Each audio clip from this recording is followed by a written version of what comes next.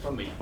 So I will talk about the endocannabinoid system. You already had a talk on the endocannabinoid system by Andreas Zimmer.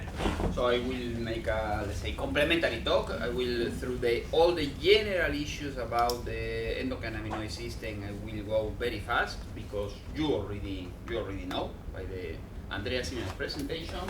And I'm going to focus on two particular issues.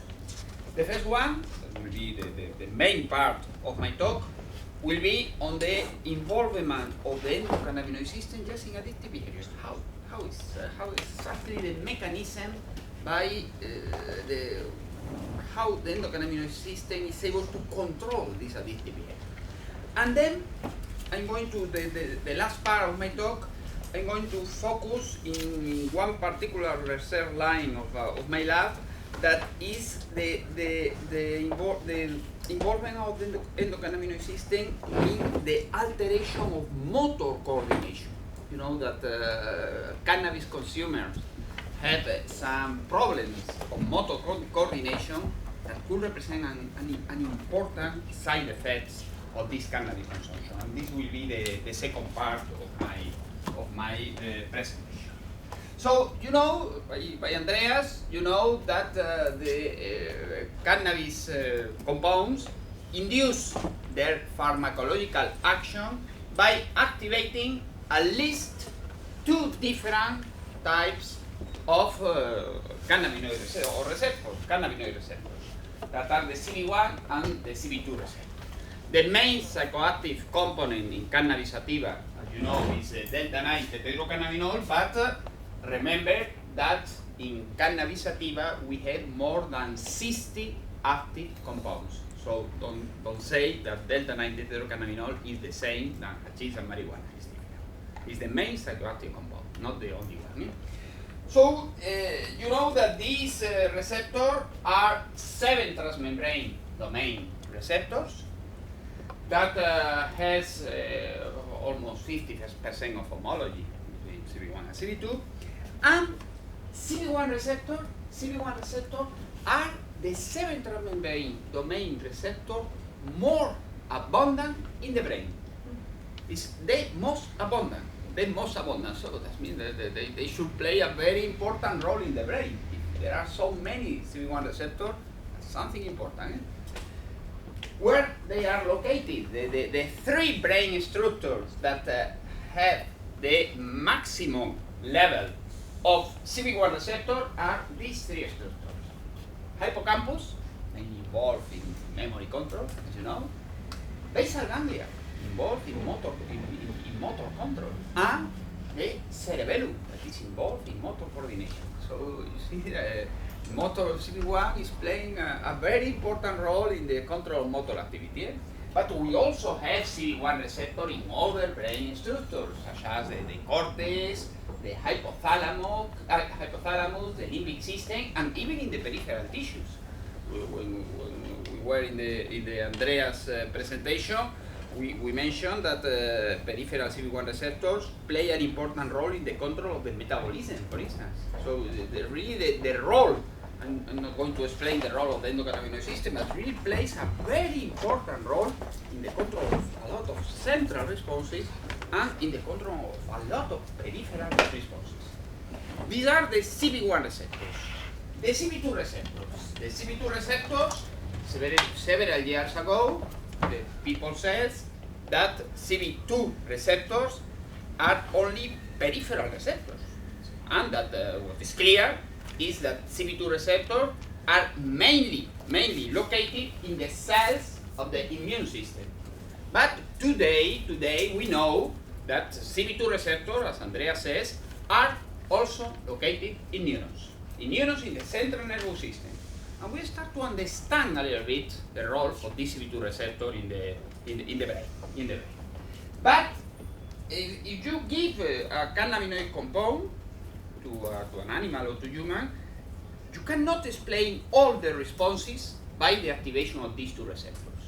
We know that there are other receptors that are also mediating the responses of cannabinoids.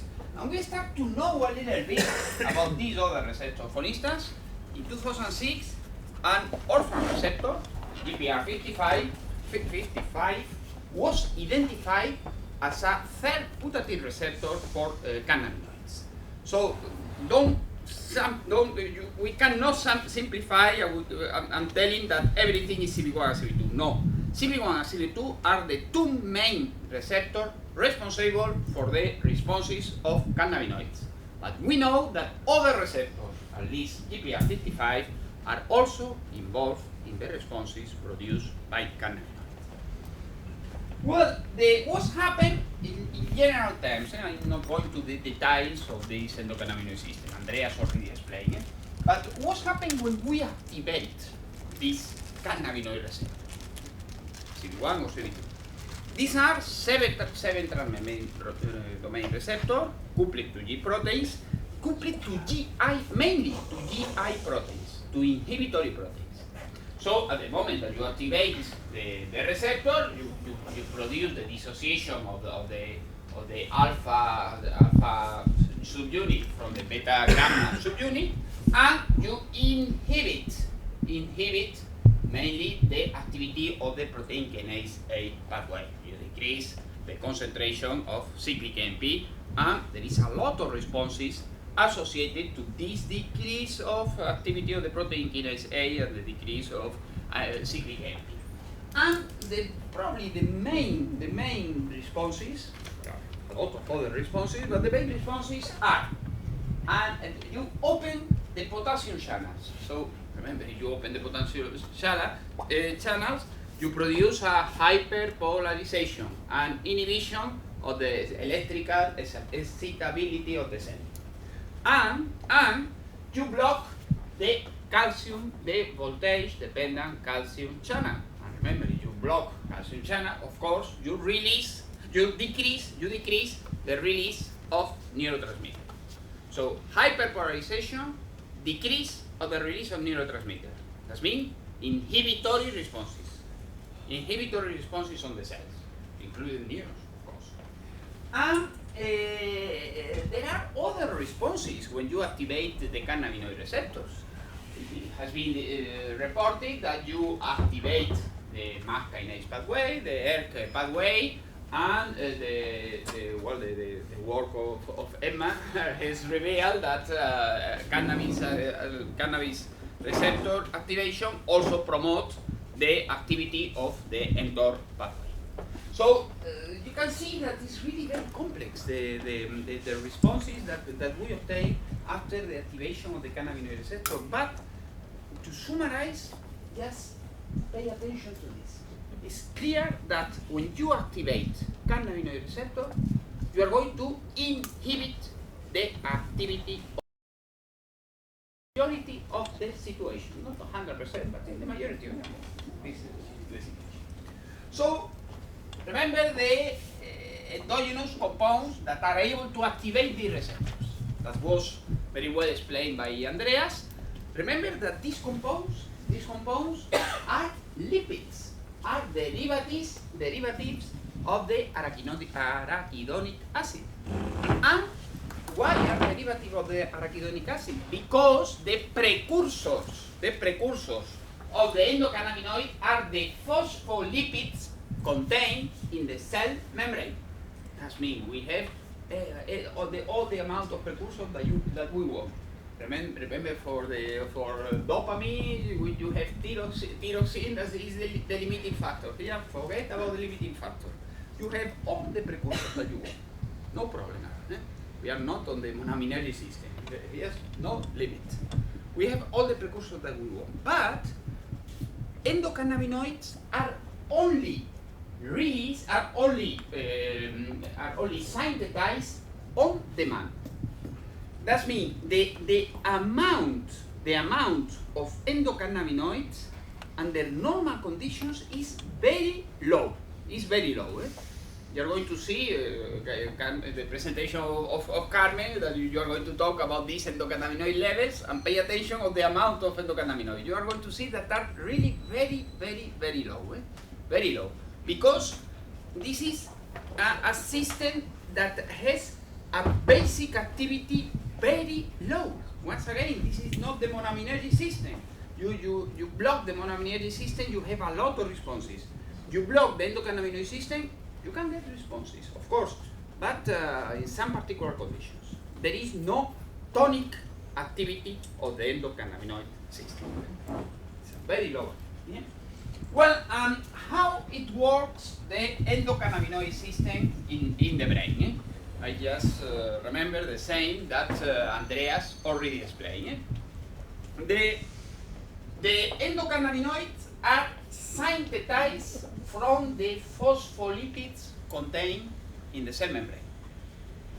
They are released by a calcium-dependent mechanism, such as any other neurotransmitter. And when they are released in the synapses, they activate the cannabinoid receptor, and then they are inactivated, the endocannabinoids. They are inactivated, yes. I have a quick question, because I've always been puzzled. Because they're lipids, I would think that they couldn't really diffuse very far. Do you know how far they can diffuse, and whether they have to be in some way in membranes that touch? Yeah, this is a polemic issue that has been raised several times. But there's not really. At the present moment, there is no clear explanation. Hypothesis. There was one hypothesis telling that the endocannabinoid just act behind the place where it is released.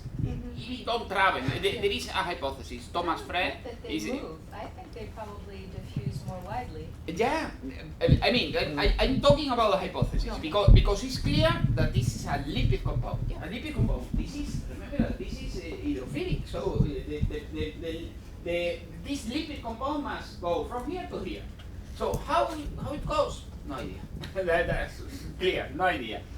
Hypothesis, probably the diffusion is limited, and you can do in the way that I say.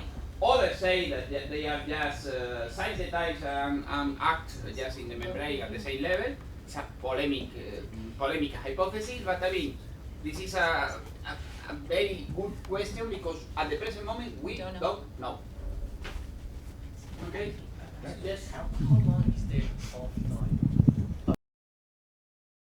You have peptidase, you have lipases. Exactly. That, so they cannot penetrate that much because immediately after release, those which they are binded to the receptor, and then the extra amount will be metabolized fast. So there is no time for diffusion too much. Well, but for diffusion from one side to the other side of the synapses, you should have time. Remember the opioid peptides. You're coming up from a group that know very well the opioid peptides. Remember the opioid peptides. The opioid peptides are synthesized, they are released, they activate the opioid receptor. And immediately they are inactivated by the peptidases. So here you have reuptake and lipases, both mechanisms. Extremely efficient. And fast. But these are milliseconds, so in it is not going to be inactivated in milliseconds. From a metabolic point of view, it could be possible, this diffusion. But as Marina says, these are lipids. These are lipids, and that represents a problem. But at the present moment, 2014, we have not resolved this problem. Yeah. See that the basal levels of the endocannabinoids is very low. Yeah. But what about the constitutive activity of the receptor? Because in vitro it's reported that it's very high. Yeah. And in vivo there is any. Yeah, in vivo it seems that there is a constitutive activity of the CB1 receptor.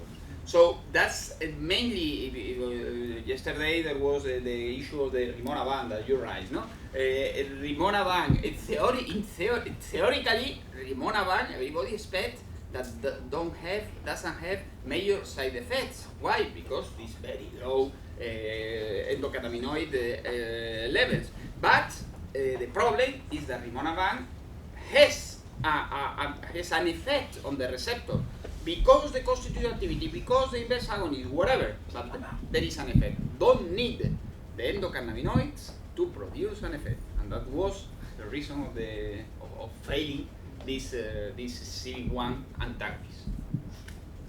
Okay, yes. So because the endocannabinoids are lipids and can probably cross through the plasma membrane, to what extent do you think that they might be able to activate intracellular CB1 receptors? There is no. I mean, at the present moment, all the responses linked to endocannabinoid has been reported with membrane receptors at the present moment. But theoretically, it could be possible, of course, to go into intracellular receptor that at the present moment, have not been described to play any particular role. Okay, so as I said, they fulfill all the criteria of a classical neurotransmitter, excepting one criterion. You know, no? Which is the criterion that is not going to fulfill, that they are not stuck in synaptic vesicles. They are just synthesized and released. They are not stuck in synaptic vesicles. And the second particular characteristic that Andreas already explained is that they are retrograde messengers. Remember, retrograde messengers. So, if this is a glutamatergic synapses,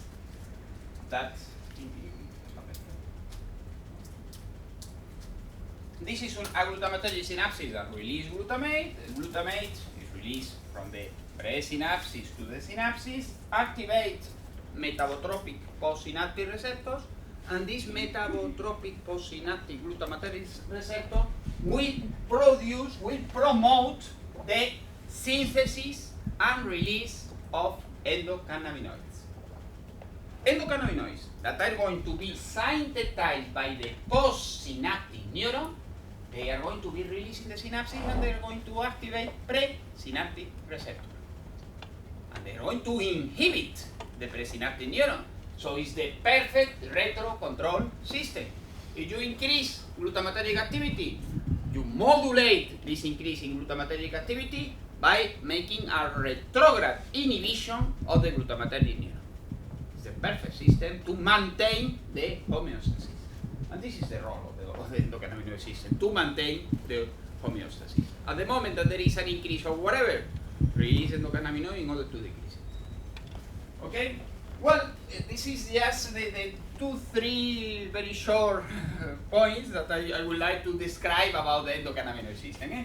But the two topics that I'm going to talk about, mainly I'm going to talk about the first one, are first, what is doing the endocannabinoid system on drug addiction, and the second, I'm going to very briefly mention the role of the endocannabinoid system in motor, in just motor coordination.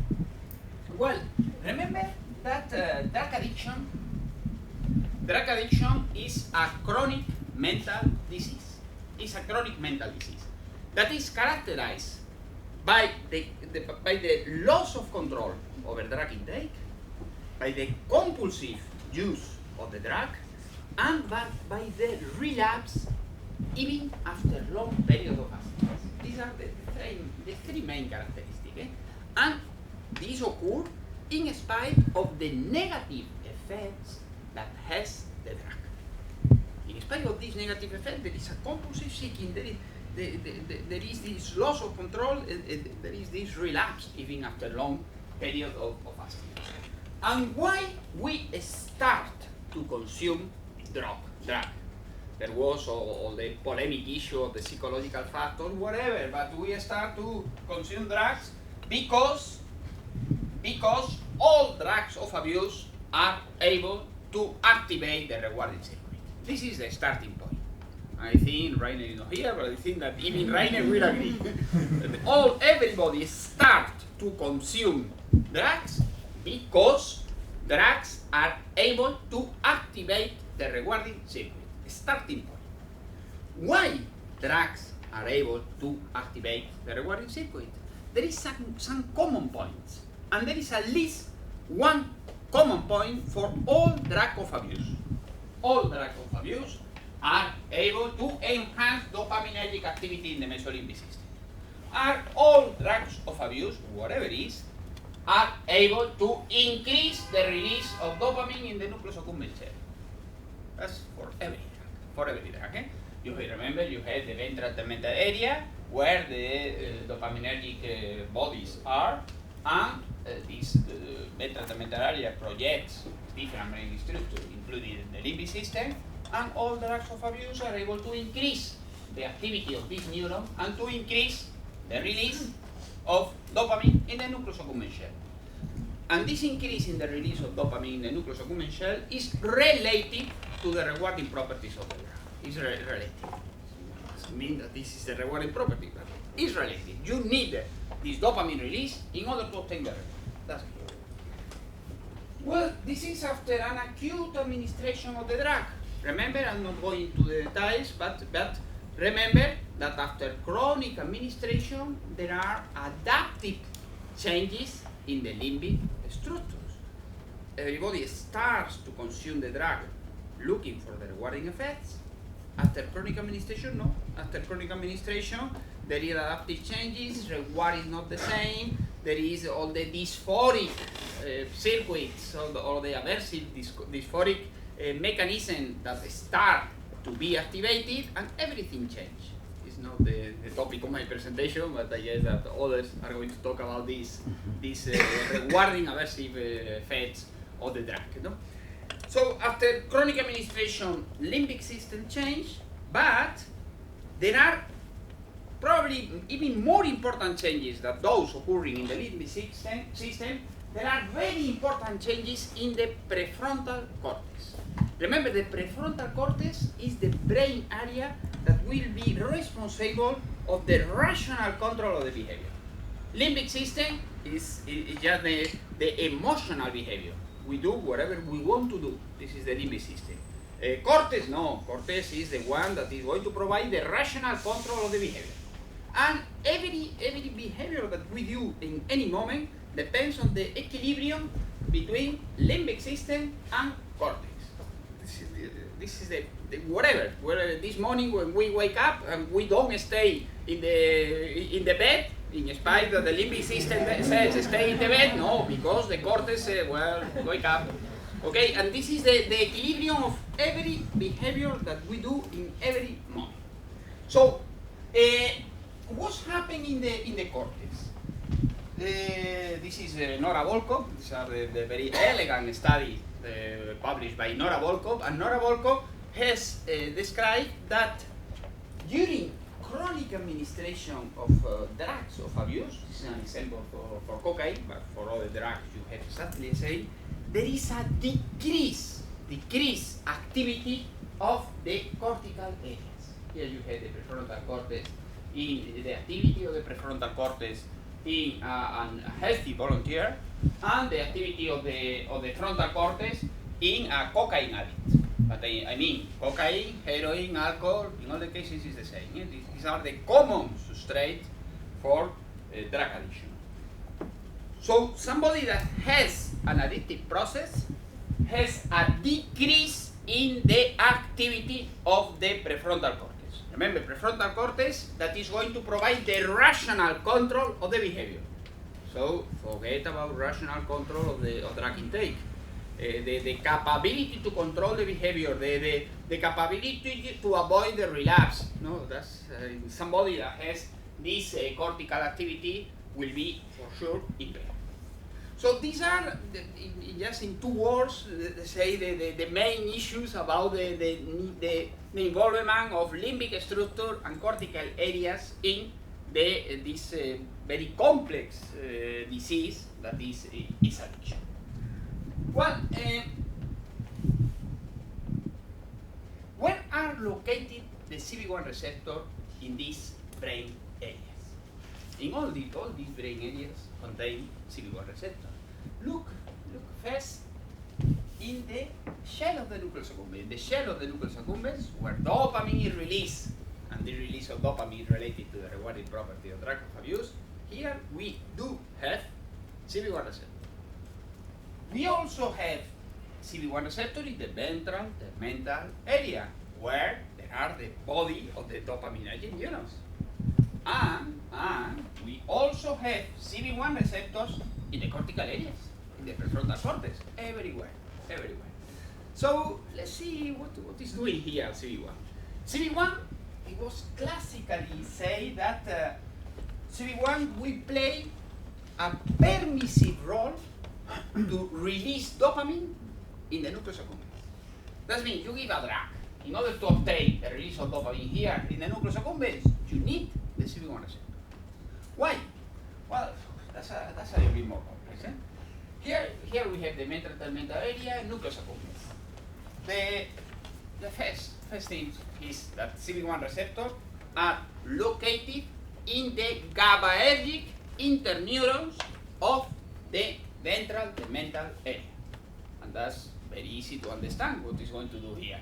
If you have an inhibitory receptor in an inhibitory neuron, when you activate the receptor, you are going to activate the dopaminergic neuron because you remove the effect of GABA. You just remove the inhibitory effect. You remove the brake. So by this mechanism, very easy to understand, activation of CB1 receptor promotes dopaminergic activity.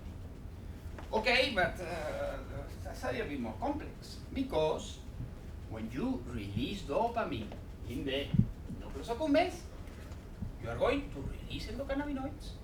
You are going to synthesize and release endocannabinoids. And here you also have interneurons, GABAergic interneurons that also contain CB1 receptor.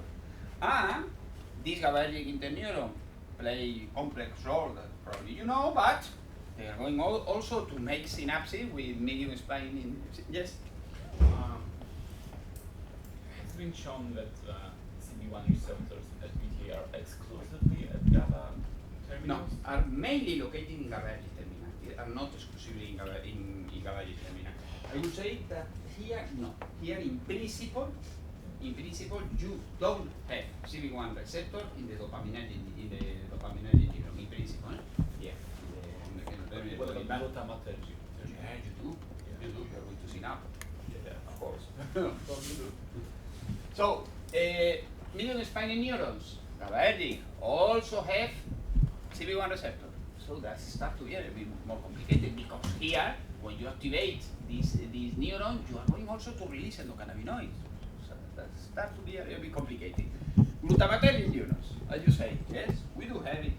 You will have it. Remember, we have coming from the prefrontal cortex, we have glutamatergic terminals in both nucleus accumbens and ventral tegmental area.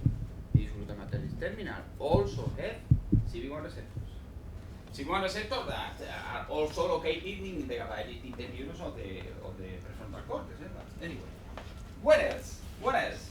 We also have glutamatergic projection coming from the hippocampus. Here we also have CB1 receptors in the glutamatergic projections and also in the interneurons in the hippocampus.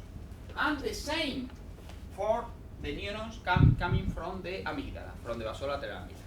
Glutamatergic projection with CB1 receptor also in the interneurons of the amygdala, of the amygdala. Well, so to understand the role of CB1 receptor just in the rewarding property of drugs, you can imagine that it's extremely complex. So let's try to dissect a little bit the role. And first, we are going to focus on just the rewarding properties of drug of abuse. Just let's start for something that is a little bit more easy. Rewarding properties. That was a little bit anticipated by Andreas yesterday. Yeah? Remember that Andreas says CB1 receptors are indeed involved in the rewarding property of drug of abuse, and he put the example of alcohol. You remember well the Hung paper showing that CB1 receptors are involved in alcohol rewarding properties. Let's talk about all the studies of our group that were published almost 10 years ago, evaluating the rewarding properties of different drugs of abuse in CB1 knockout animals. And in these early studies, we use the condition place preference paradigm. Everybody knows this paradigm? Or? No, I guess not everybody. No? Well, remember, in this paradigm, we just condition the animals in order that the animal prefer a compartment where he has received the drug. what we do is a hollow. In our conditions, it's an apparatus containing two different compartments communicated by a corridor, and what each compartment has a different characteristic, has a different color, has a different floor, so the animal can very easily identify the compartment where he's located. So first, we do the preconditioning. We put the animal here in the middle, and we leave that the animal explore the whole apparatus.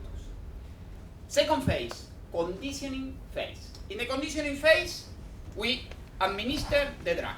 Administer whatever, nicotine. This is one of the example I'm going to put. We administer nicotine, we put the animal, we close the door, and we put the animal here inside.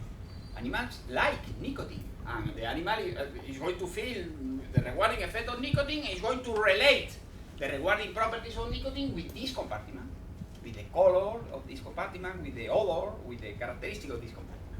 The next day we close the other door and we administer vehicle. Just in the case of nicotine, saline.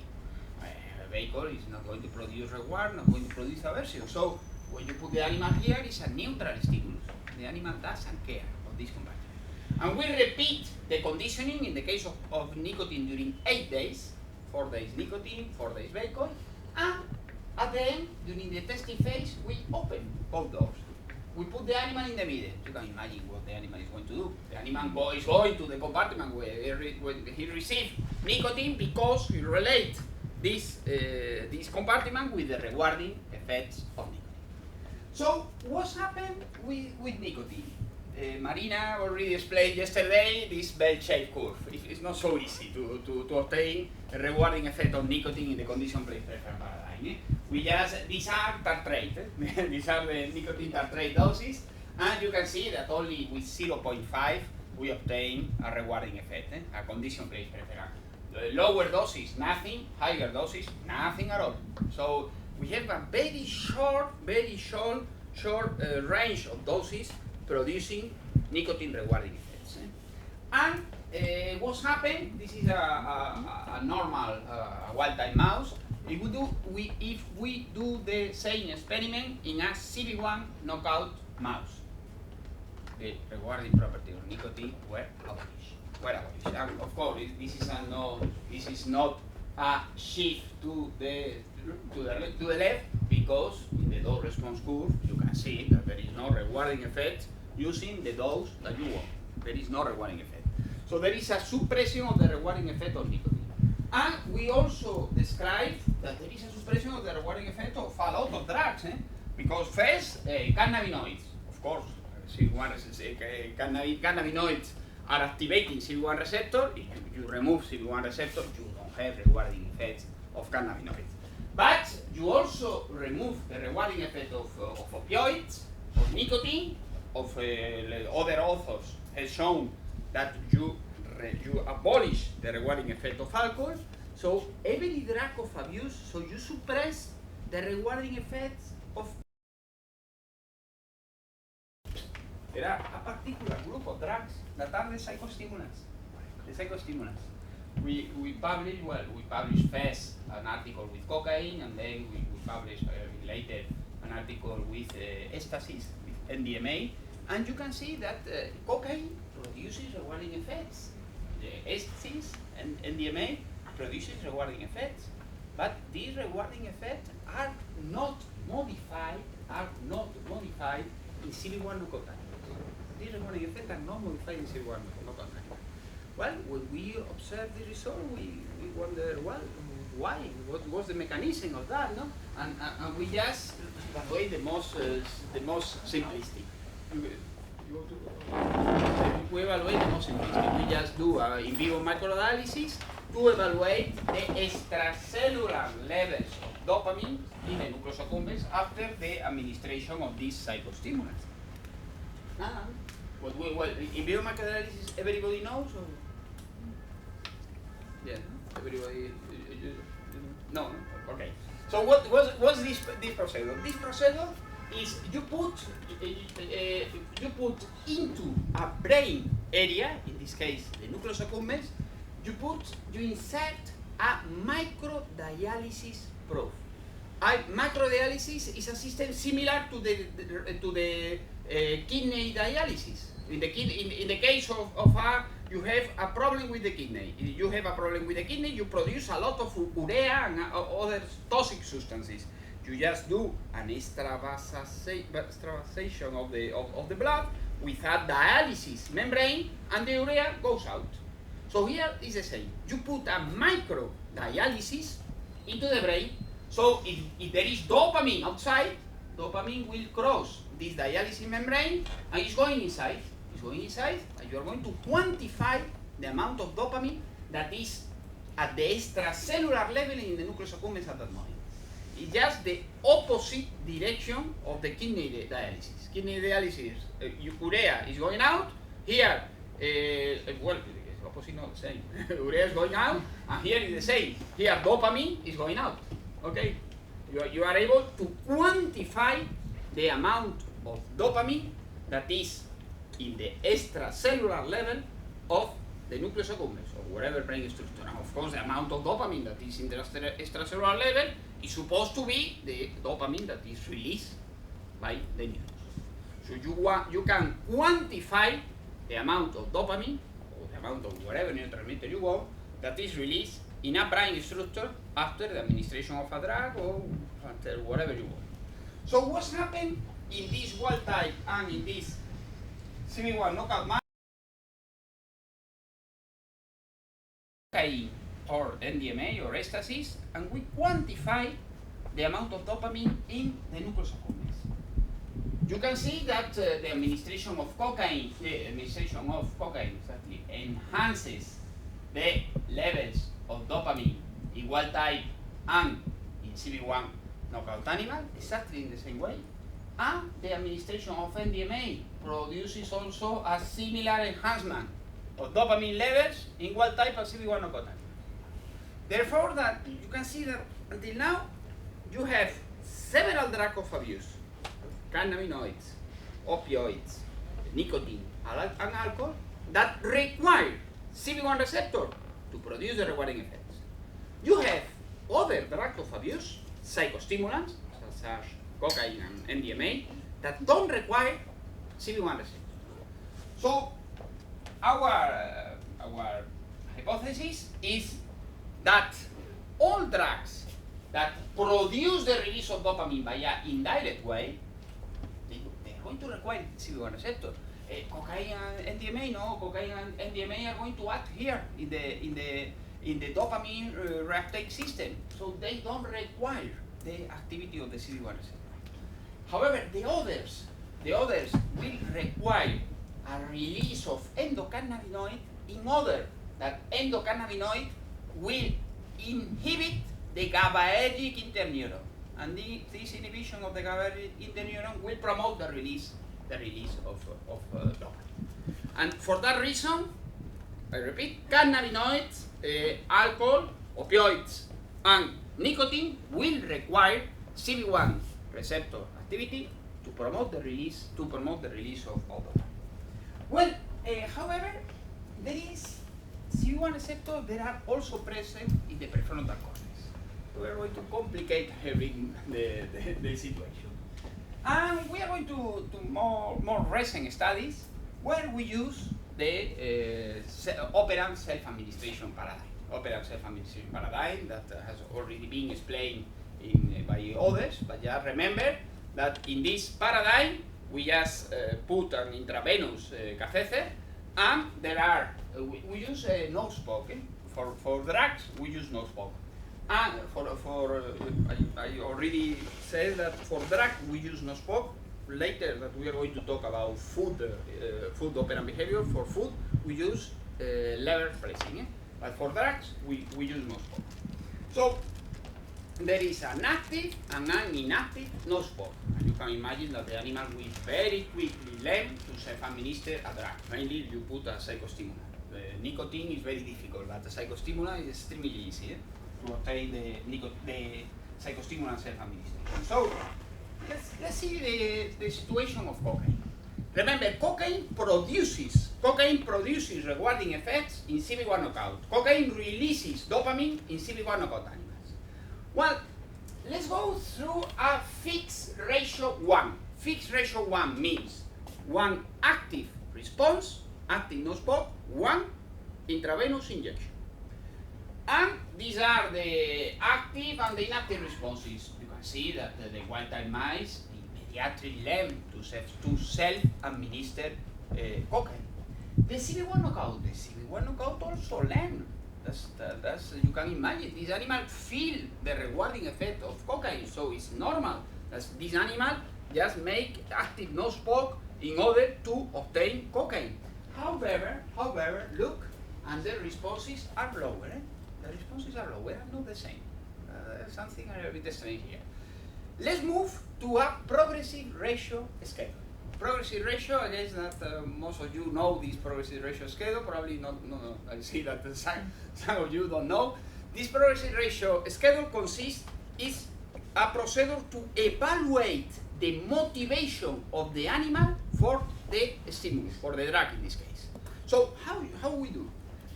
In order to obtain the first drug administration, the animal just make an active response. In order to obtain the second one, need to do two active responses. The third one, 4 times, 1, 2, 3, 4. Of course, the animal is not going to make 1,000 responses in order to obtain one single injection of cocaine. There is a breaking point, a maximum number of responses that the animal makes in order to obtain one single injection of the drug. This is the breaking point.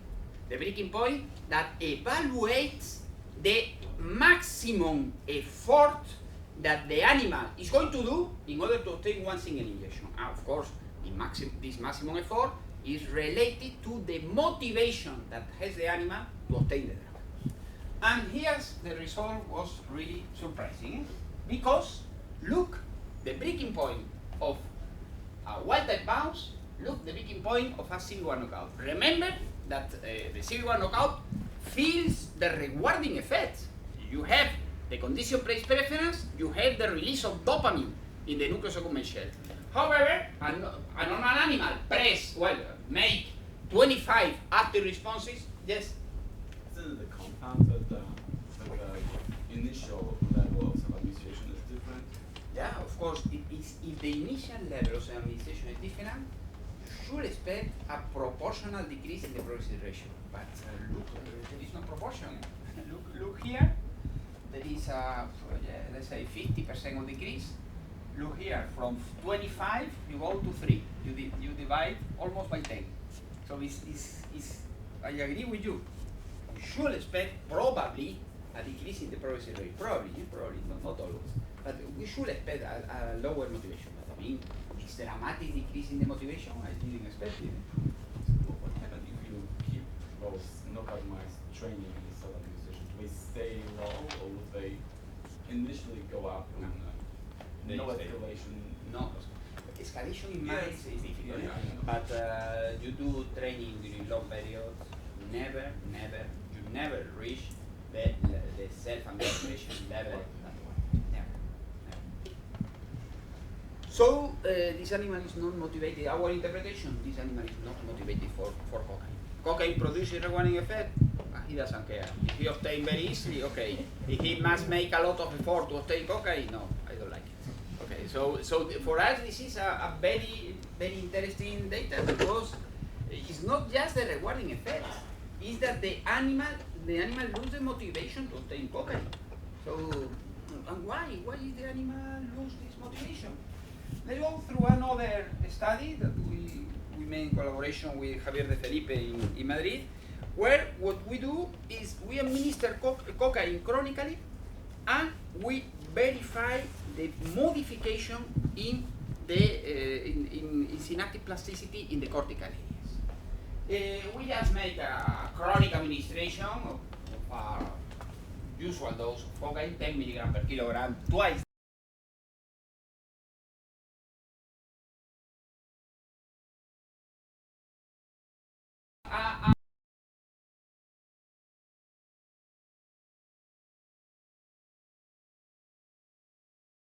Visualize all the dendritic arborization of neurons. And you can see that these are the animals that receive chronic saline, the animals that receive chronic cocaine. You can see that there is just just the dendritic field are decreased. Are shorter. The dendritic fields are shorter. So there is a decrease in the length of the dendrites. But if you go through the dendritic spines, you can see a very significant decrease in the dendritic spine. So there is a decrease in the length of the dendrite, there is a decrease in the number of dendritic spines, just after chronic cocaine administration. What happens if we do the same experiments in CB1 knockout animals? Surprisingly, in CB1 knockout animals, we don't have this modification. Yes? We don't have this modification. So the morphological changes that appear in the cortical areas after chronic cocaine administration don't occur in CB1 knockout animals. The changes are dependent on CB1 receptor. So our hypothesis is that CB1 receptor in one side are involved in the rewarding properties of drug of abuse, but mainly they are involved in the motivation to seek for the drug, for a mechanism that could be dependent on the cortical areas. So we have this role of CB1 receptor in the rewarding properties of the different drugs of abuse, probably by a mechanism dependent on GABAergic interneurons in the ventral tegmental area. By this mechanism, you can explain the rewarding properties of cannabinoids, nicotine, alcohol, and opioids, and a mechanism that probably affects all drug of abuse is dependent on CB1 receptor located in cortical areas. This receptor will promote the adaptive changes occurring in cortical areas during chronic drug administration and will be related to the motivation to seek for the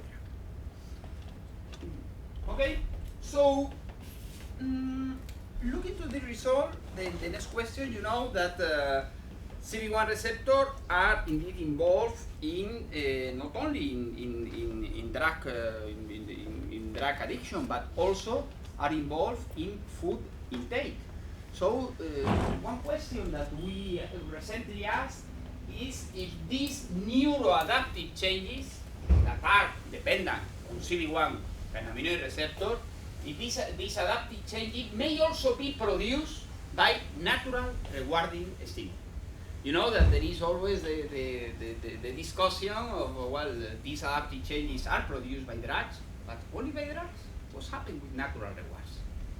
Food addiction really exists? What's happening here?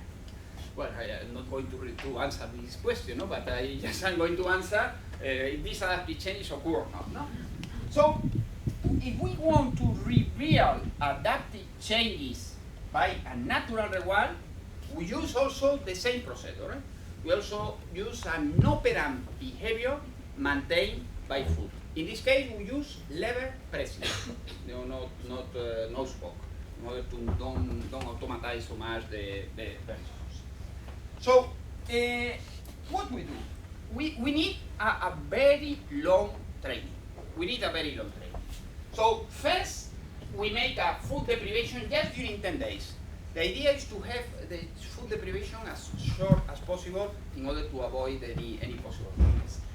We start food deprivation and training with a fixed ratio 1. Then we remove the food deprivation, animal receive food ad libitum, and we train the mice also on a fixed ratio 1 during 5 days. And then during 25 days, we train the animals with a fixed ratio 5. So look the training is really long. For a mouse, it's really long. It's 1 month and a half of training. Well, and we have trained the mice to 3 different food pellets. The first group was trained to standard food pellets, the food pellets that they are eating every day in the home cage. The second one with high caloric food pellets, a high fat content. And the third one with high palatable isocaloric food. That means pellets that contain exactly the same amount of calories than the standard pellet, but they are very they have a very high palatability. Why?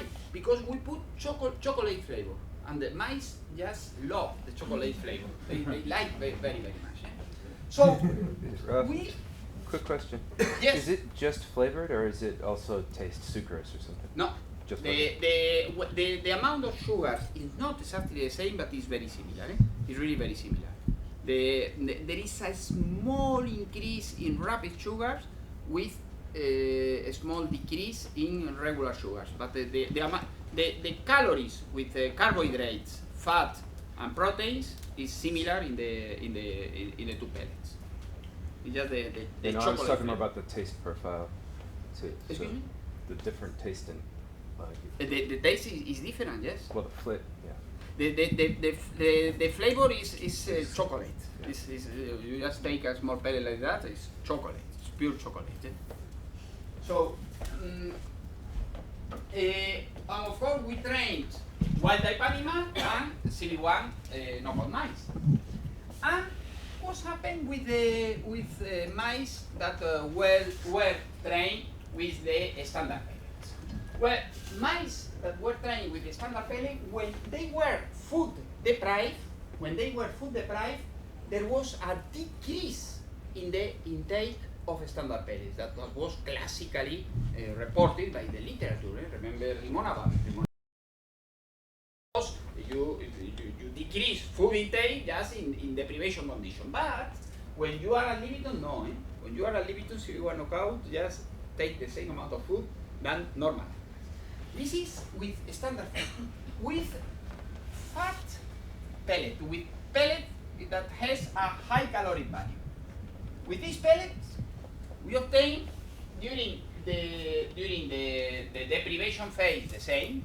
The CB1 knockout animal just look less for the fat pellet, but here we obtain a strange response because the CB1 knockout just take more fat pellet than the wild type animal.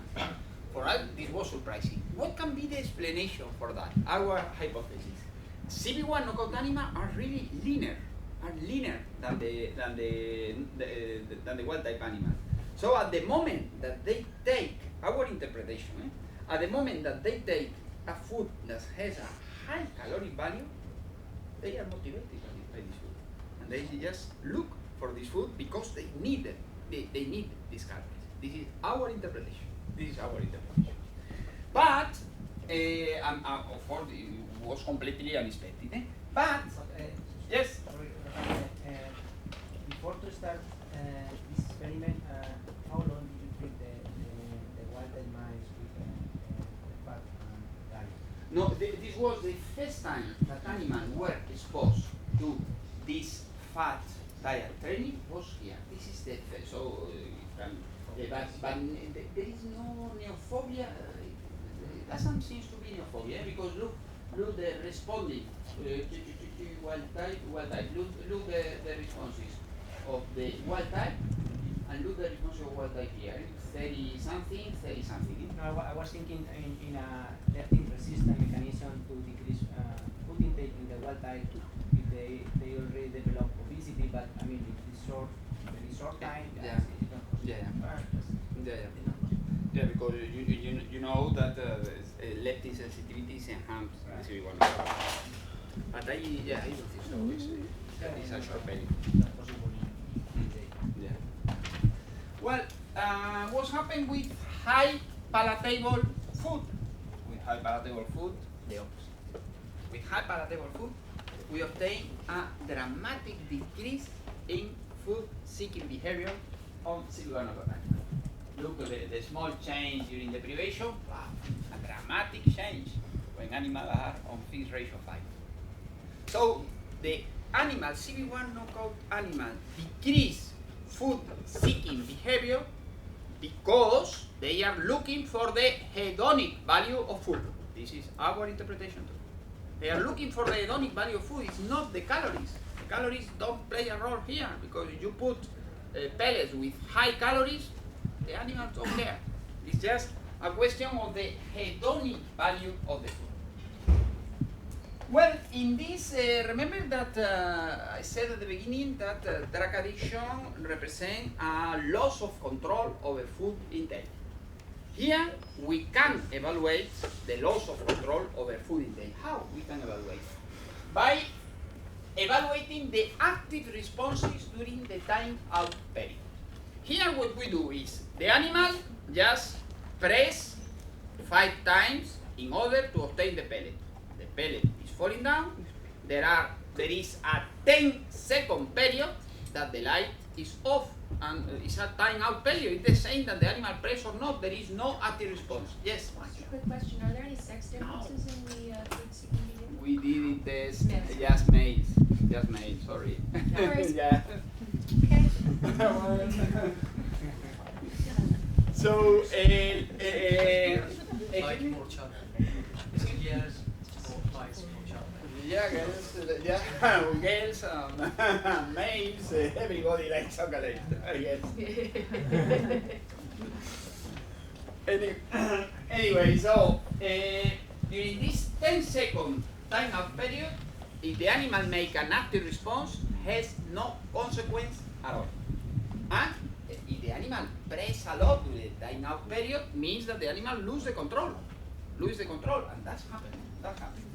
Look, we have evaluated the loss of control at the beginning of the fixed ratio 5 training and at the end of the fixed ratio 5 training. Day 15, day 16, excuse me, day 14. And what we observe is that animals that were trained with, these are the wild type animals, these are the C1 knockout. Animals that were trained to obtain a standard food or high fat food, they present a small number of responses during the time out period. There is a small increase, of course, but I mean, look, 20 responses during time out period is not so much. But what's happening with animals that are trained to obtain the high palatable food? From the beginning, they have a high number of responses during the time out period, 45. But look at the end. At the end, our interpretation, they lose the control. They press with the light off, with the light on, with whatever. They press, and they press. They lose the control. So that's happening in the wild type animal. What's happening if we do the same experiment in the CB1 knockout? No, the CB1 knockout doesn't lose the control. The CB1 knockout press during the time out period more or less the same the same number than the wild type animal at the beginning.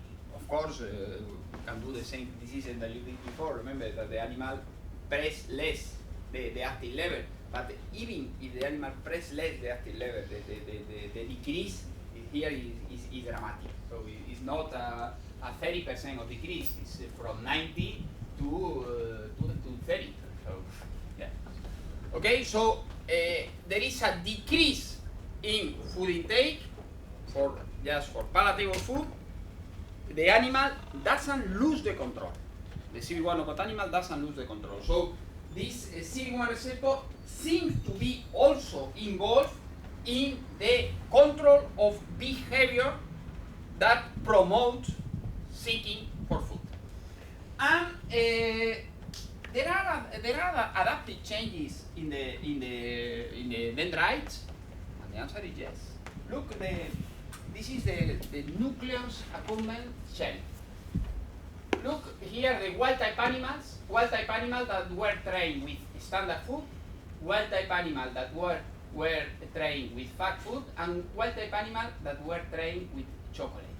You can see a dramatic enhancement in the dendritic spines in wild type animals that were trained with chocolate. There is really an enormous enhancement in the dendritic spines at the level of the shell of the nucleus accumbens. In contrast, in the core of the nucleus accumbens, there was no change at all.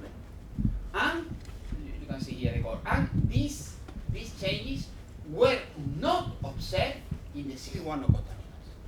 So once again, we have morphological changes produced by training to obtain a rewarding stimuli that are dependent on the CB1 receptor.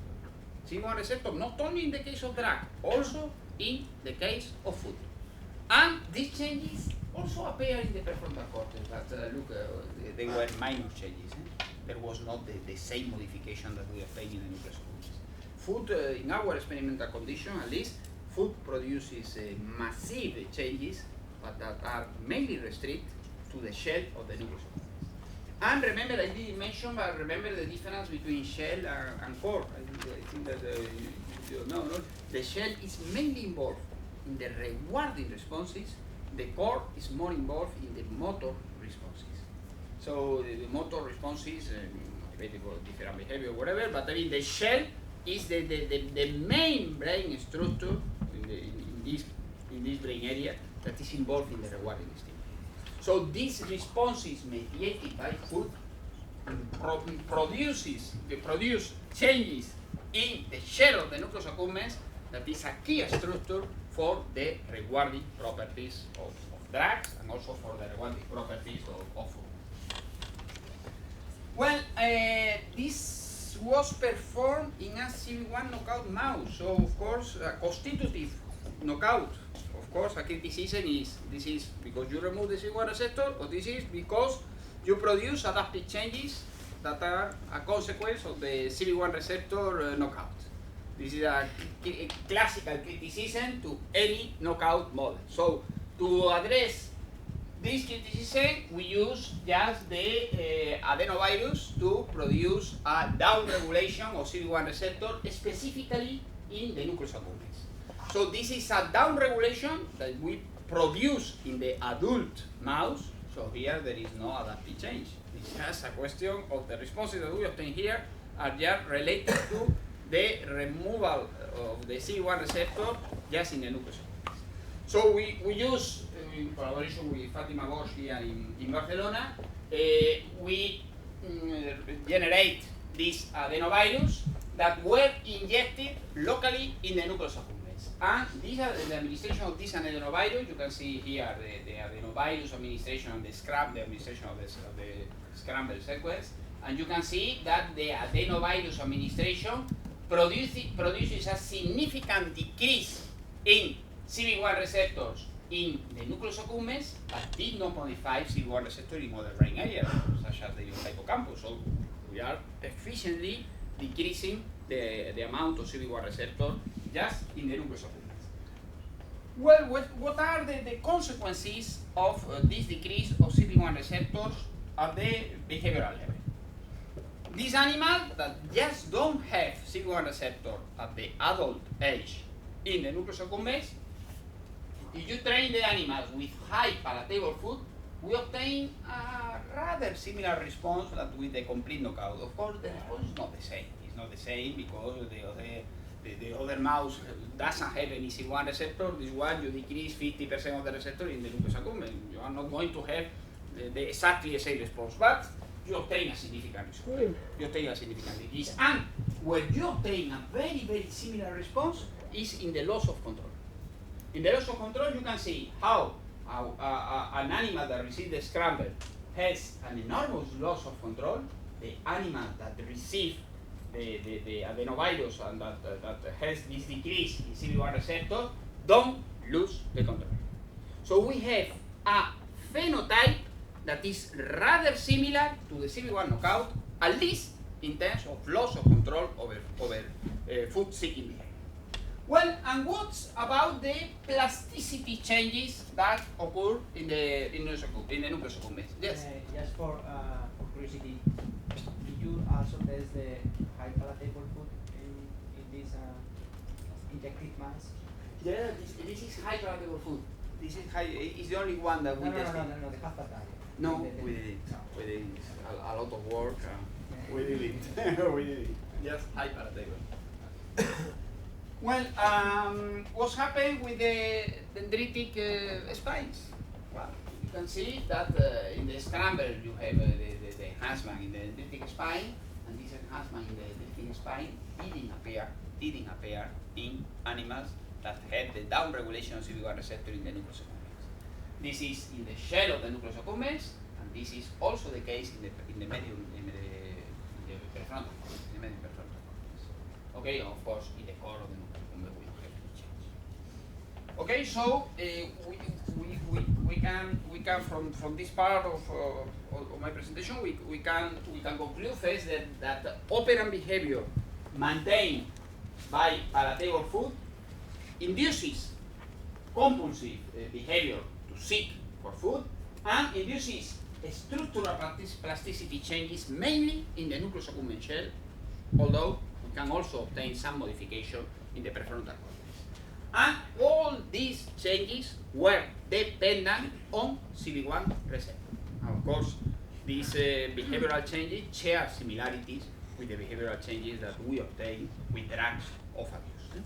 So there are several points in common that we can obtain with drugs of abuse and also with food, in particular with high palatable food.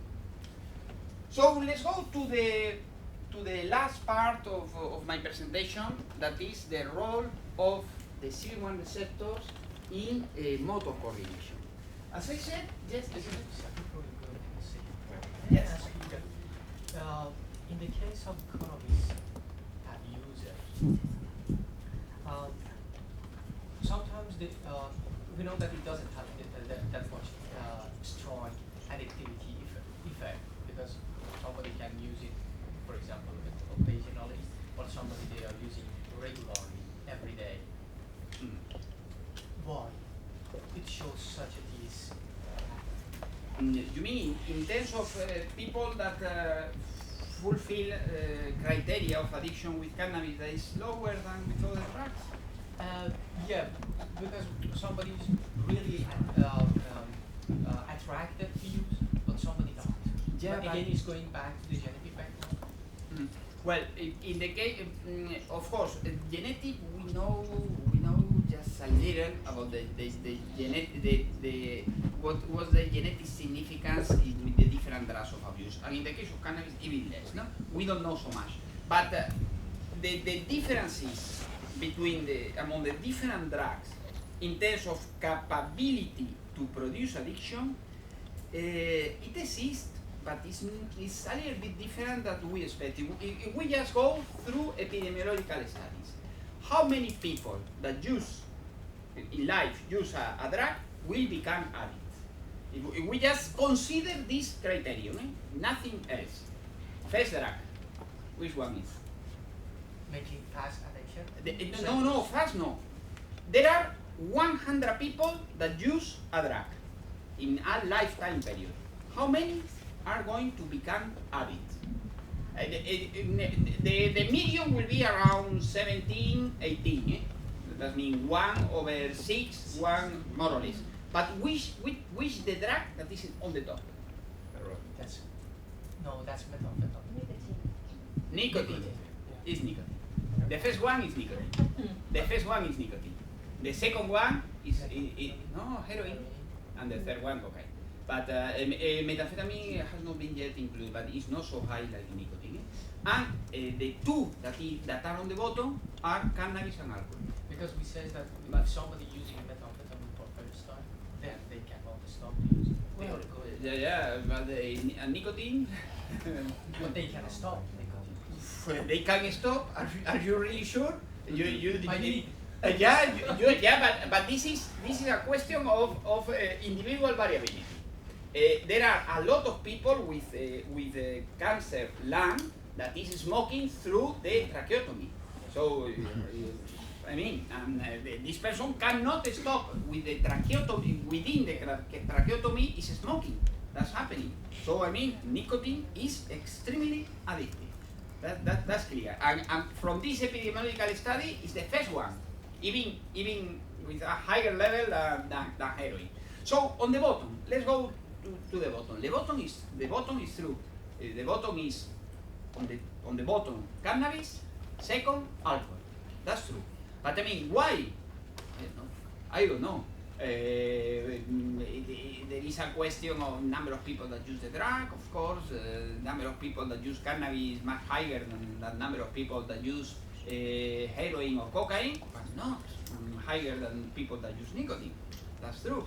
But I mean, there are so many factors, but for sure, all drug of abuse, from cannabis, the less, to nicotine, the most, all are able to produce addiction.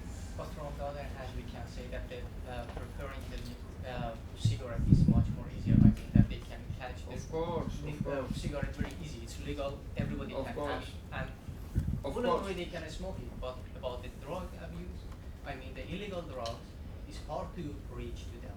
So probably it's another. Of course, there are so many factors. There are the biological factors, the neurobiological factors, including genetic factors. There are the, let's say, social factors, capability. Well, social factor is bad or is good to everybody see somebody with heroin and say, well, it's crazy. See somebody smoking or taking a beer, well, no, it's very well accepted. It's also the question of the availability of the drug, as you say, and there is also the question of the perception of risk. Perception of risk is, we were discussing the first day, the question of perception of risk. Perception of risk is also very important. But for all these reasons, I will say it's impossible to understand why cannabis produces 8-9% of addiction, nicotine produces 33% of addiction. Why? I think that nobody is able to answer this question. We can postulate, I can explain during 1 hour 3 different hypotheses, but really a convincing hypothesis to say why heroin is 33, nicotine is 33, heroin is around 30, and cannabis around 8, I don't know. I don't know. But what is clear is that all these drugs are able to produce a brain disease that is called addiction. That's clear. Thank you. Okay. Yes?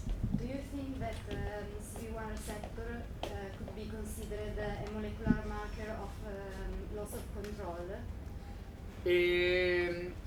Well, molecular marker. There have been molecular markers should be genetic studies looking for polymorphism. Yeah, there has been genetic studies showing polymorphism of the CB1 receptors in drug addicts. So it should be a potential marker for loss of control. It should be, and there are already association studies. Torger, I guess, is going to talk about that, showing that some particular polymorphism of the CB1 receptor are involved in the addictive process, no just loss of control, just all the addictive process. Okay, yes? So I have a naive question. So thinking about these glutamatergic projections from the cortex to the accumbens, so what effect does cocaine have on glutamate release in the accumbens? And what's CB1 doing to modulate that glutamate release? Well, you have an enhancement of glutamate release in the case of cocaine administration, and with when you release endocannabinoids are going to decrease this excitatory input coming from the cortex. Okay? So the CB1 receptor is the most appealing, and on the other hand, the CB1 knockout mouse seems to without the CB1 receptor. So is there a discrepancy between this? So the CB1 receptor is very good in the brain, but the CB1 knockout mouse seems to survive. Yeah, survive. Yeah, well, seems to survive, but Andreas explained that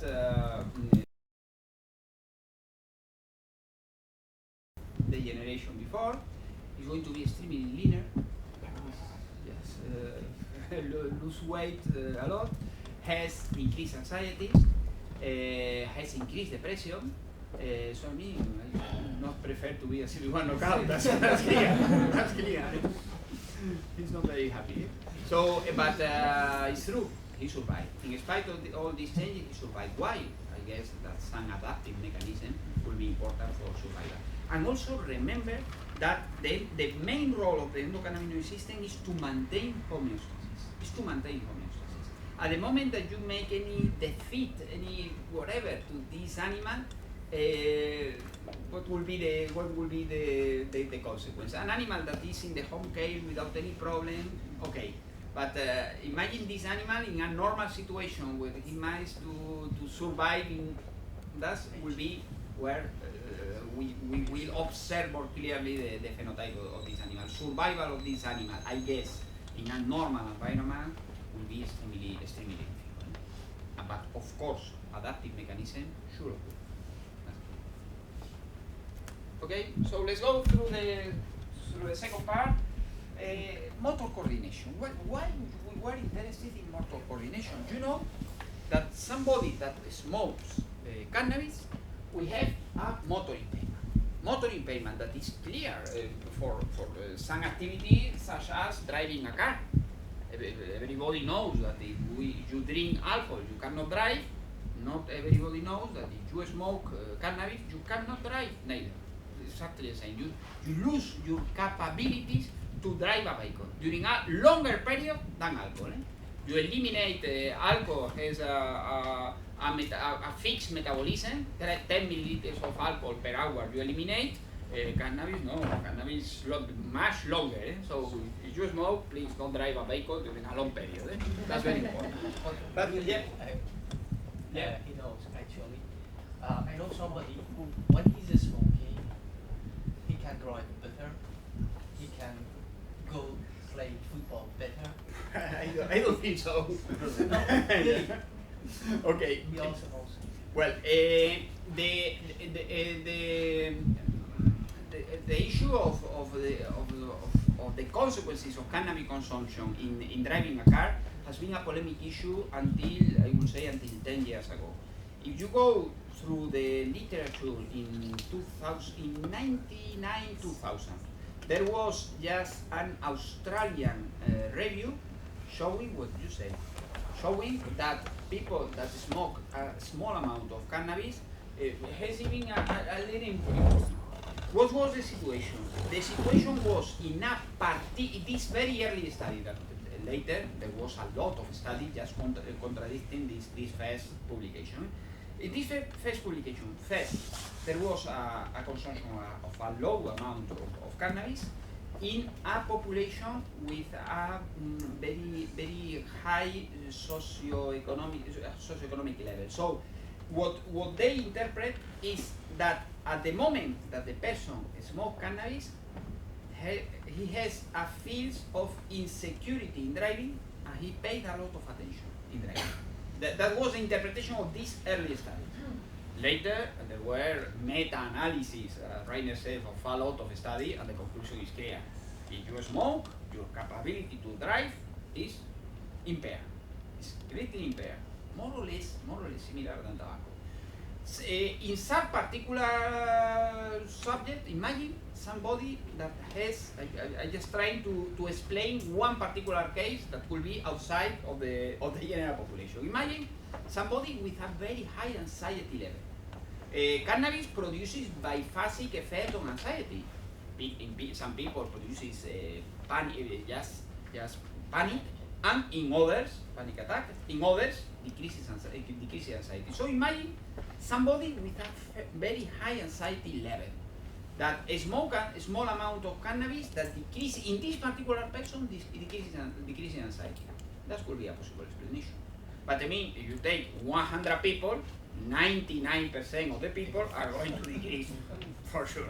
So you cannot generalize one particular situation if it exists. I just try to explain extremes. I don't know, but that could be a possible explanation. Okay, so anyway, cannabis impairs the capability to drive a car. That's clear. Nobody questions that. So this is very well known. The problem is now there have been several papers that suggest that chronic cannabis consumers could have long-term motor coordination problems. There was two very nice studies showing that former cannabis users that stopped during 3-6 months to smoke, they did some particular coordination test, and they show an impairment in coordination, in motor coordination, months after stopping cannabis use. So this is another problem. It's not just the question of smoking. It's the question of you stop, are you going to have or not this chronic motor coordination problem? So we were interested in this particular topic. And these studies use a test that I'm going to explain now, that is the iBlink, that is a coordination test that depends 100% of a cerebellum response. It's a 100%, mainly of a cerebellum response. It's a cerebellum coordination response. What they evaluate in humans in this test. So let's go to the cerebellum. A little bit of functional histology of the cerebellum. In the cerebellar cortex, you have three different layers. You have the most superficial is the molecular layer. Then you have the Purkinje layer that has the Purkinje cells. The Purkinje cells are the cells that are sending the information outside the cerebellum. It's sending the efferences to outside of the cerebellum. And you have the granular cells. Let's go through these granular cells. The granular layer. In the granular layer, you have the granular cells that receive the afferences mainly from the MOSI fibers. So basically, you have the cerebellum that receive the information mainly to the granular cell, but you also receive information from the climbing fibers that go directly to the molecular layer. So you are receiving inputs from here and from here. These inputs are integrated in the molecular layer, send the information to the Purkinje cells, and then the Purkinje cells send the answer just to maintain the coordination. Basically, this is the situation. Well, and let's go through this molecular layer. Granular cells that receive the afferences are going to send parallel fibers that make synapses with a lot of Purkinje cells. And in the molecular layer, you have CB1 receptors located exclusively in these parallel fibers. Yeah, so it's here where you have in the molecular layer where you have CB1 receptors. So look the situation. You receive the information. This makes synapses with Purkinje cells, and the CB1 receptors are presynaptically located in the dendrites of the granular cells. These granular cells are glutamatergic terminals. These are glutamatergic fibers. So they are going to release glutamate to activate the receptors, and there will be CB1 receptor located here that act in the same way that I explained before. It's a retrocontrol system to avoid an overactivation of the glutamatergic fibers. This is important, but you have other important cells in these synapses that are the glial cells.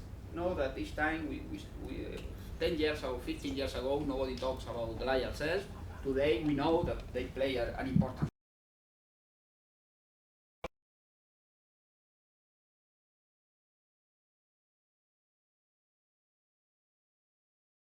in the control of the cerebellar synapses.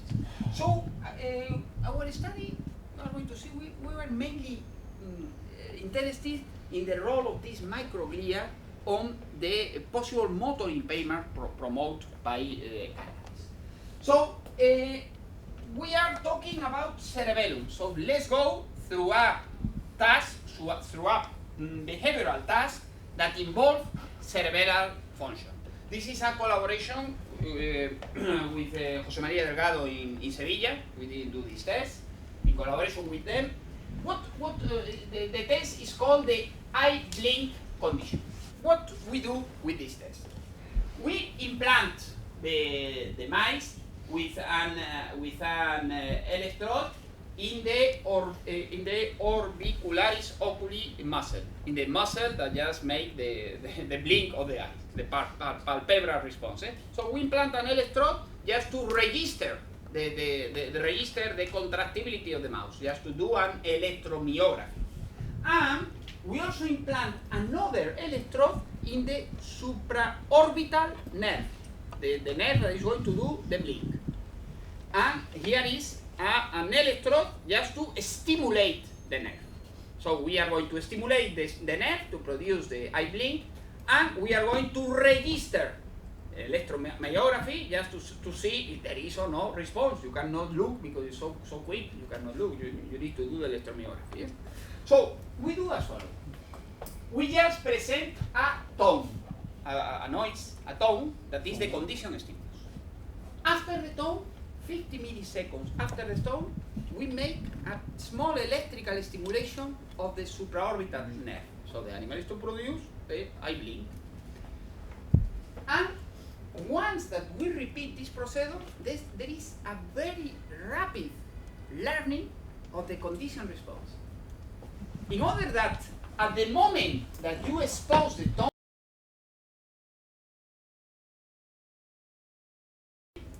before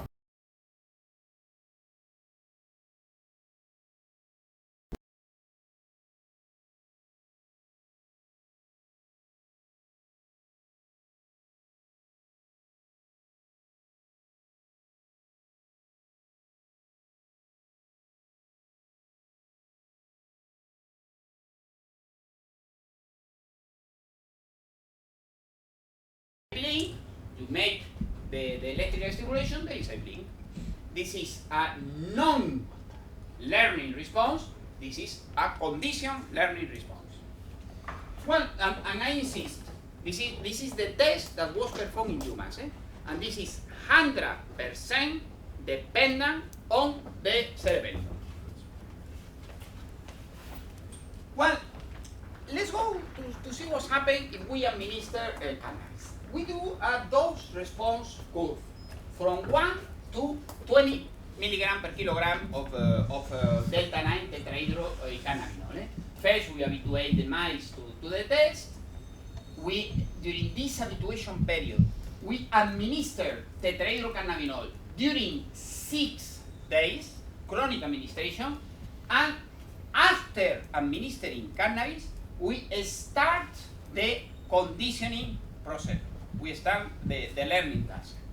That represent that the first response is the first training is performed 24 hours after the last tetrahydrocannabinol administration, and we evaluate the responses until 9 days after the withdrawal of the cannabis response.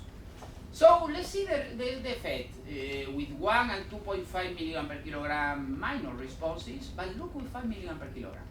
There is a impaired learning, a coordination problem. And look the duration of the response. 8 days after the withdrawal of cannabis, you have this motor coordination. In the case of 20 milligram per kilogram, the animal simply doesn't learn. It's exactly the same number of responses that during habituation.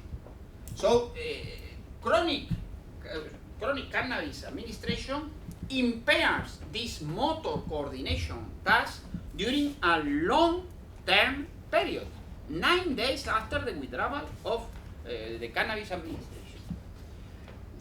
Yes? How about the memory? How is the effect on the memory? We did also experiment on the novel object recognition. You know the novel object, the classical spatial memory test.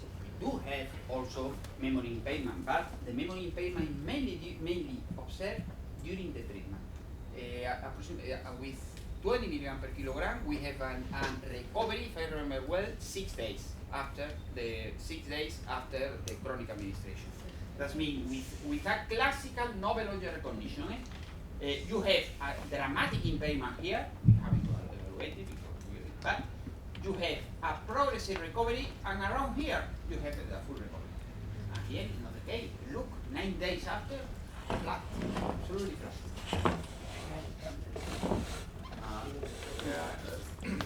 It's another good question, but I still what about time? But the perceiving of time, because you can have this impairment not due to learning, but just because rats Yeah, mix the, up timing. yeah.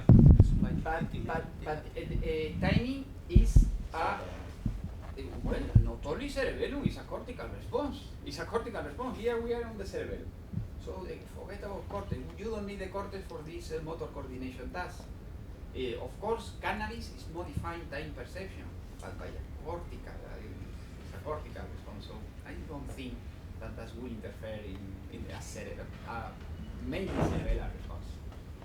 Rafa, what about the plasma levels of THC? Because I mean, the dose that you have 20 is pretty high, and lipophilic can be stored in adipocyte. No. Yeah, no. 27, these are mice, these are not humans. Mice 72 hours after this chronic administration disappear. Levels of delta 9-hydrocannabidiol disappear. Mice have a faster metabolism than humans. Yes? Have you tested these with other learners?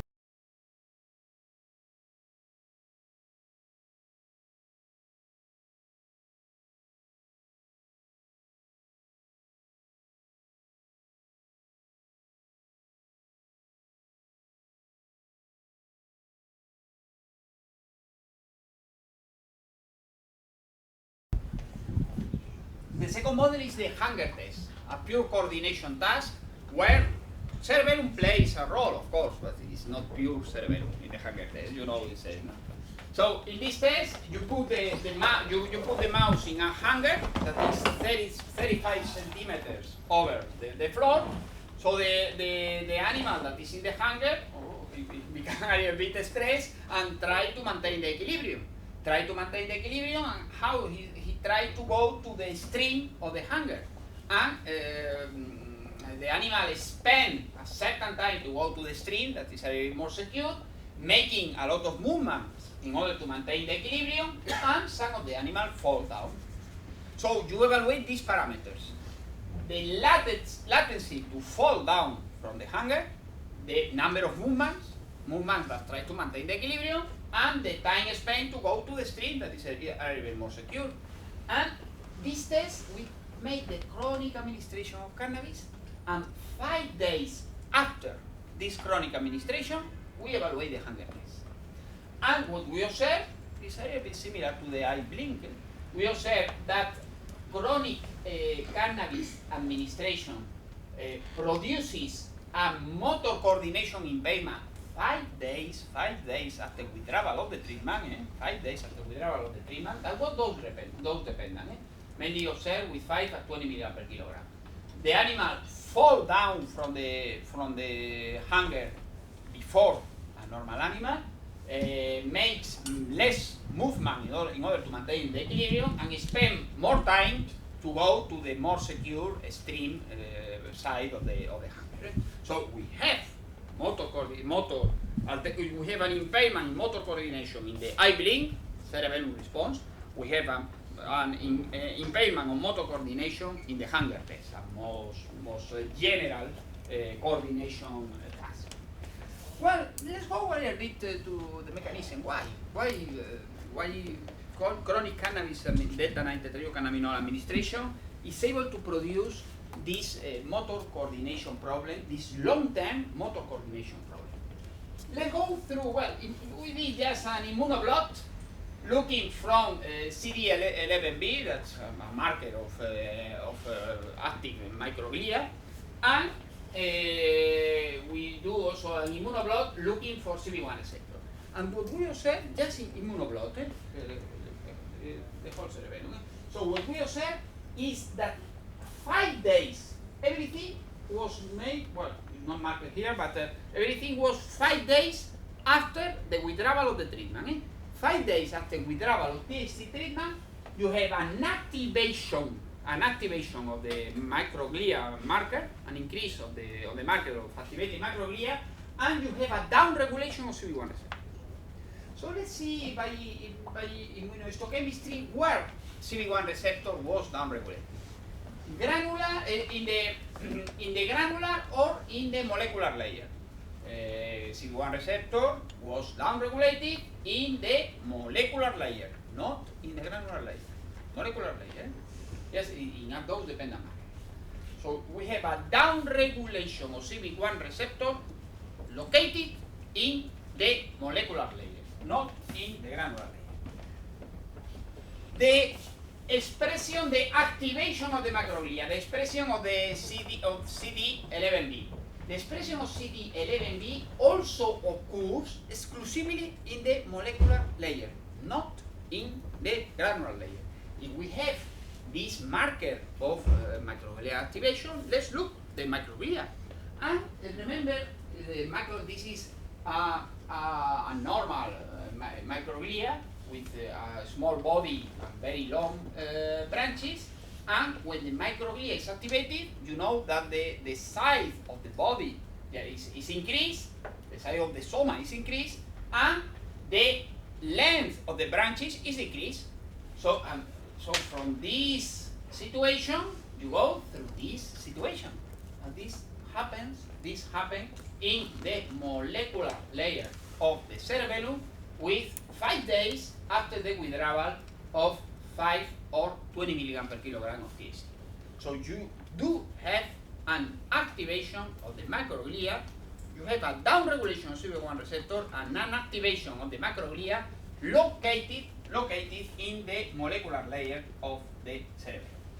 So now by RT-PCR we evaluate the different inflammatory, different cytokines, inflammatory markers. You know that activated microglia is going to release a lot of cytokines. So let's see if the cytokines are activated. The expression of cytokine is activated in the cerebellum. And the answer is yes. We have you have an increase 5 days, always 5 days after withdrawal of the chronic treatment. We have an activation of the interleukin 1 beta, TNF alpha, COX2, of course CD11B, CXCL2. So all the classical cytokines are activated. And interestingly, we also have an increase in CB2. We will not go a lot with this because we are now studying this issue, but we also have an activation, an increase of CB2.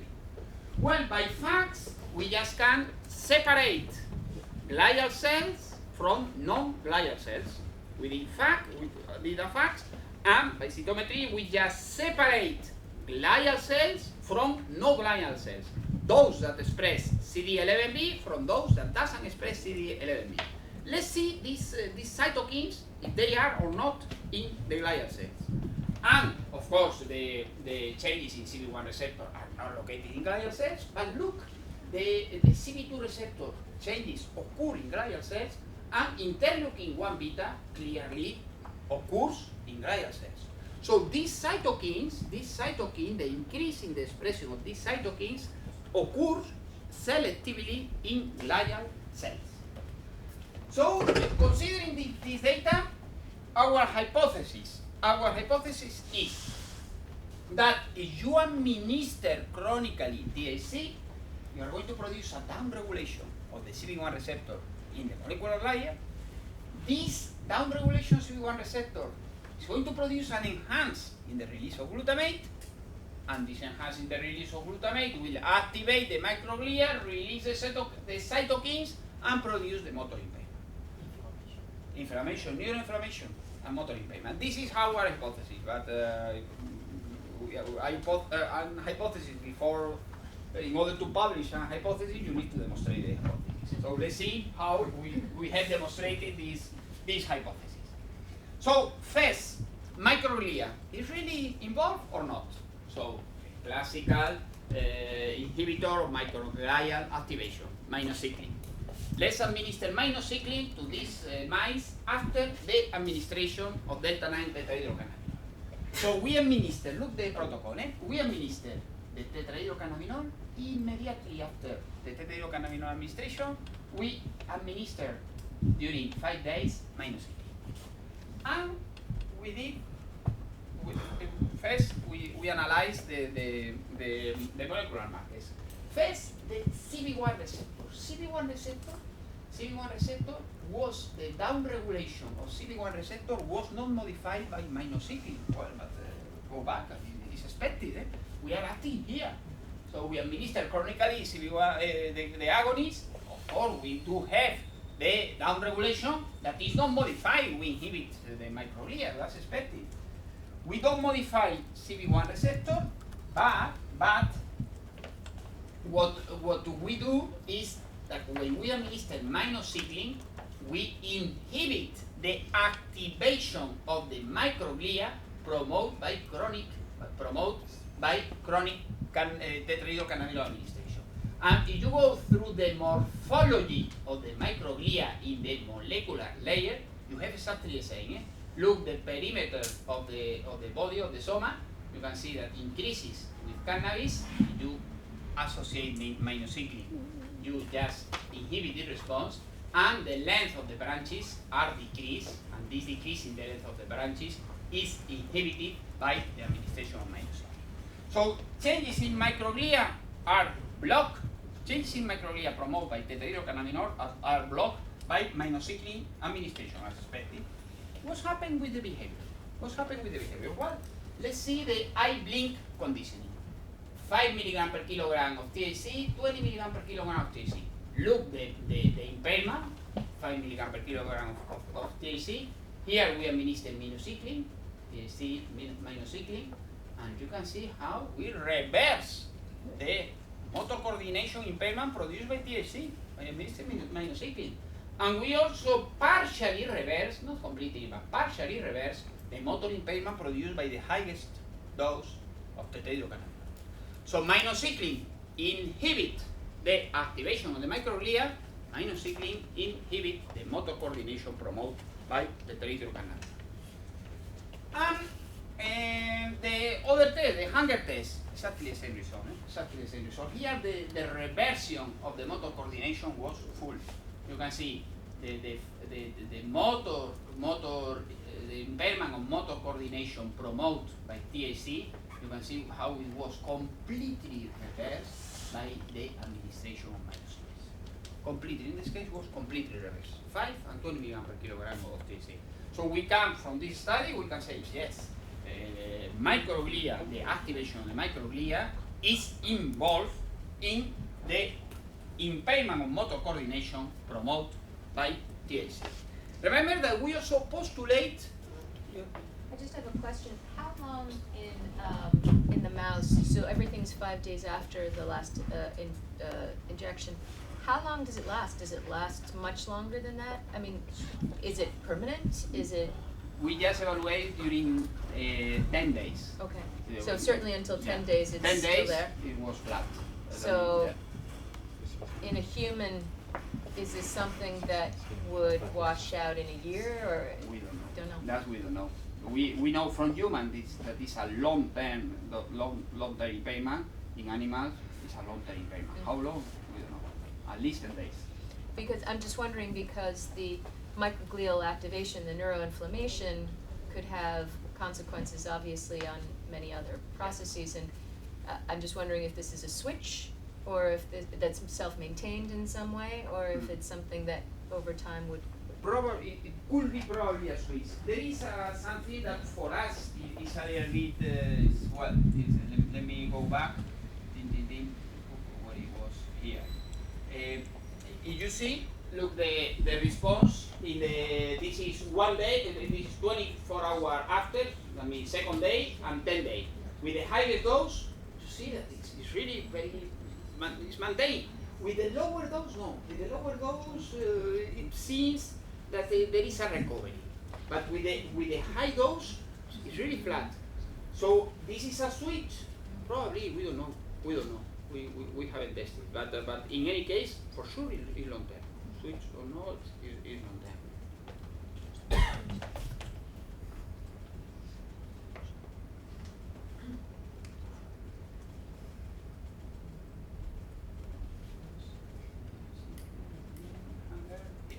Okay, so we have the activation of the microglia, but remember our hypothesis was that it was the cytokines released by the microglia. So let's go to the demonstration of this hypothesis. That's easy. Just administer an antagonist of the interleukin-1 beta receptor. Why interleukin-1 beta? Why we focus on this cytokine? Because it was previously described that interleukin-1 beta plays a major role in the control of the Purkinje cell function. This is an activator of the Purkinje cell. And our hypothesis is that we are overactivating the Purkinje cell, and that for this reason we have this motor impairment. So we focus on this interleukin-1 beta receptor, and we just administer an antagonist of the receptor after the chronic administration of tetehydrocannabinol. And we evaluate both the eye-blink and the hunger test. In the hunger test, we just make an acute administration. For the eye-blink, we make a repeated administration. Let's see the results. So, look, we administer chronically THC, and we just make an administration once that the process is consolidated. We make an administration during 3 days of the antagonist of the interleukin-1 beta receptor. And you can see that there was a partial reversal of the motor impairment produced by 5. This is the motor impairment produced by 5. This is the partial reversal. This is the motor impairment produced by 20. This is the partial reversal. There was a partial reversal of the motor impairment produced by THC if you block the interleukin-1 beta receptor.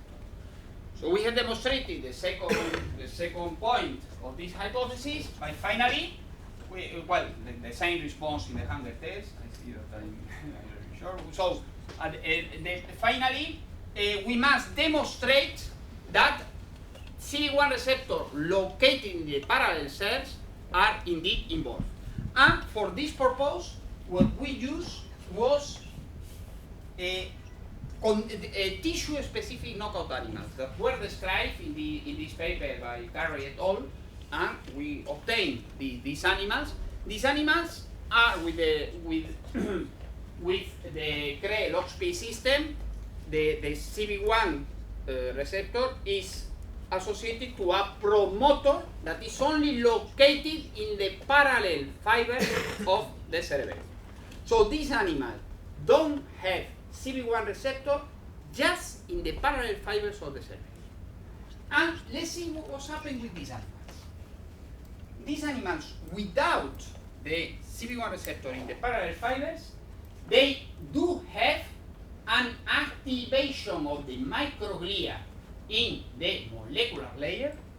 They also have an increase in the expression of the different cytokines, and this increase including interleukin-1 beta, and this increase in the expression of interleukin-1 beta selectively occurs in the microglial cells. And if we administer, well, these animals also have the motor coordination impairment, and if we administer the interleukin-1 beta antagonist, we reverse the motor impairment that occur in these animals. So we mimic the motor impairment produced by THC just by removing CB1 receptor in the parallel fibers. And this was a response dependent of interleukin-1 beta. So we had demonstrated our hypothesis that the chronic administration of tetehydrocannabinol is able to produce a downregulation of CB1 receptors in the parallel fibers of the molecular layer of the cerebellum. This downregulation enhances the release of glutamate, activates the microglia, increases the release of interleukin-1 beta, it promotes a long-term motor impairment that is mediated by the cerebellum. And just, be short of time, and just to thank everybody, the first part of the studies was mainly performed by Miguel Martín, Ana Castañé, Thomas Gugan, and Patricia Robledo. And in the second part, Andrés Ozaita, Laura Putando, Arnau Busquet, Emma Hermanas, and Maria Gomis. And the generation of the adenovirus was made by Fatima Bor, and the eye blink condition by José María Delgado and Agnès Duval. Thank you very much.